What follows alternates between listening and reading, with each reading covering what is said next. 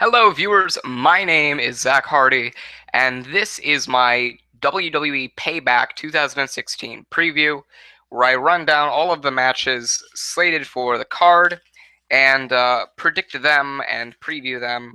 However, I'm going to be doing this a little bit differently, since there are probably going to be more viewers for this video than most of my USW-related videos, which I highly recommend you check out if you have not yet. They're all over this channel. But I'm going to kind of, shorten it to, instead of it being predictions, previewing the match and reasons for why, I'm just going to predict the match and tell you why I believe so-and-so will win, or so-and-sos will win. And before I get into the review, or I'm sorry, the preview, I would like to say, just as a piece of shameless self-promotion, if you have any questions for me to answer on the Hardiac Questions and Answers series, send them, either send them to unitardzz@gmail.com, that's unitardzz with two Z's at the end, @gmail.com, or you can tweet me at Zachary Serra, at ZACHARY SERRA, no underscores, no spaces, none of that, just at Zachary Serra. You'll find it. And I'll probably put a link down in the description box below at some point. And or you can put them in the YouTube comment section below, and I'll get to them in a future episode of the Hardiac Questions and Answers series. Now, with that being said, we'll get into the preview. We are starting with a pre-show match, and we're working our way down by how I would have booked the show. And how the card I would have booked, and in what spots I would have placed what matches and what time, whatever. So we start out with a pre-show match, which has already been announced as a pre-show match for the United States Championship. Kalisto defends the title against Ryback. I'm predicting Ryback to win this match, just because it seemed obvious that he was going to win the United States Championship at WrestleMania. The only reason he didn't was probably because, it's a big event. We want to start the show by giving the fans something, that they want, or, giving them something to be happy about before ripping it away in the main event. This is where I think Ryback wins the title. Kalisto goes back to the, whole Lucha Dragons thing with Sin Cara, and Ryback kind of, goes around in the mid-card. They've been building Ryback up as this, dominant guy. He's been a strong competitor. He's been mowing over a bunch of these performers, over the past couple of weeks. And I think they've really been building up to a big push for Ryback. And I think that means giving him the United States Championship and letting Kalisto go back to his, Lucha Dragons, thing with Sin Cara. So Ryback to win the United States Championship at Payback. Next match would be The Miz defending the Intercontinental Championship against Cesaro. I'm predicting Cesaro to win because since his return in that WWE World Heavyweight Championship Fatal 4-Way #1 contenders match, goddamn, that's a mouthful, he's really been looked at as a guy to be pushed by WWE and the creative team. The fans have been begging for him to be pushed, and I think the WWE is finally going to go through and give him the push that he rightfully deserves. And, of course, that means the Intercontinental Championship. The reason why I think it's pretty obvious that Cesaro will win the Intercontinental Championship is because he really just got entered into the Intercontinental title picture excuse me, out of nowhere. He didn't earn a #1 contenders match. He just started feuding with The Miz and got a title match. It was out of nowhere. Zack Ryder's out. Cesaro got put in within the course of 2 pay-per-views, in between the course of 2 pay-per-views. Cesaro's been put in the spot, pretty recently, and I think Miz chasing the title will be a good storyline for the future. This has all the makings of a Cesaro win. Cesaro to win the Intercontinental Championship at Payback. Next match is Baron Corbin versus Dolph Ziggler. I'm predicting Baron Corbin to win this match. The reason for why is because, after his debut, they've been looking to prove him as a strong, dominant competitor on the roster, and Dolph Ziggler's been just this, jobber for the, glorified jobber for the past couple of months, actually for the past year. And I think Baron Corbin will win this match just to, continue to gain momentum and build momentum that WWE is probably giving him towards this push. So Baron Corbin to win this match. Next match is Dean Ambrose versus Chris Jericho. I'm predicting Dean Ambrose to win this match. Ever since, his loss to Brock Lesnar, excuse me, he's really been in need for more momentum. with this whole feud with Chris Jericho, feuding over the highlight reel and Ambrose Asylum. It just seems obvious that Dean Ambrose will win this match, especially since it's been pretty obvious. It's been in the makings for a while. Chris Jericho wins his match against AJ Styles at WrestleMania. He needs to lose one. Dean Ambrose needs, momentum. So 2 and 2 go together. 1 and 1, or 1 plus 1 equals 2. And I'm predicting Dean Ambrose to win this match. Next match is Charlotte versus Natalya, where Charlotte defends the WWE Women's Championship. I'm predicting Charlotte to win this match. I would not be surprised if Natalya won. I'm just going to put that out there. I think that would be WWE's swerve moment of the night. And it would probably be the feel-good moment of the night as well.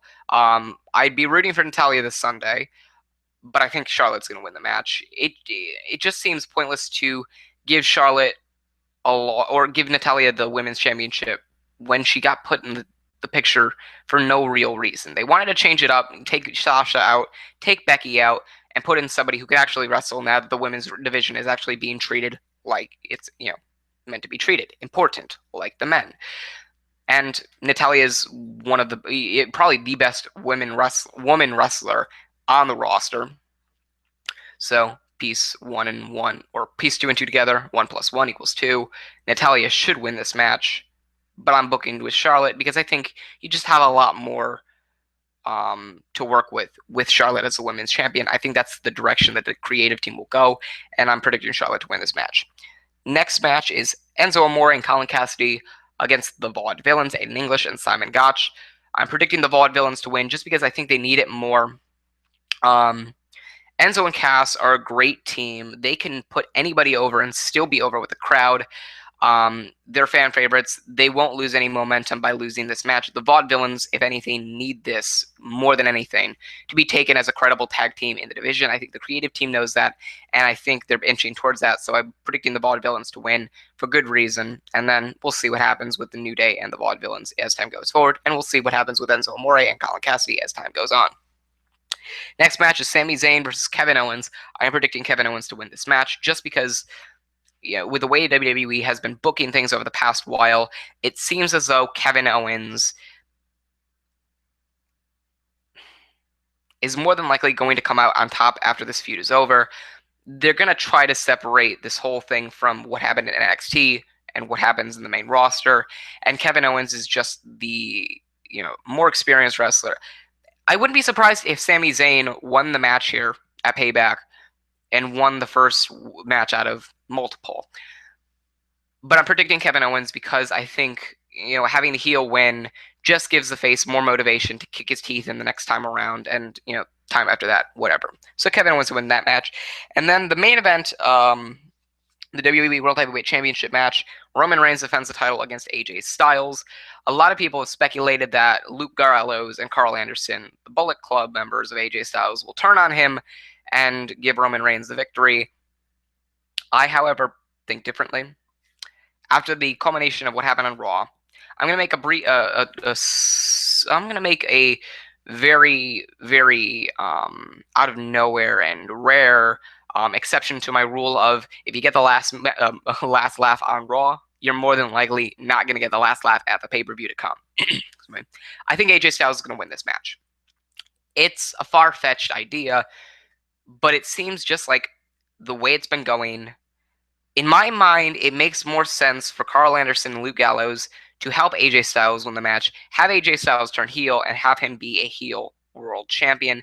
Haven't had a good one since Seth Rollins, and even he wasn't booked that well as the world champion.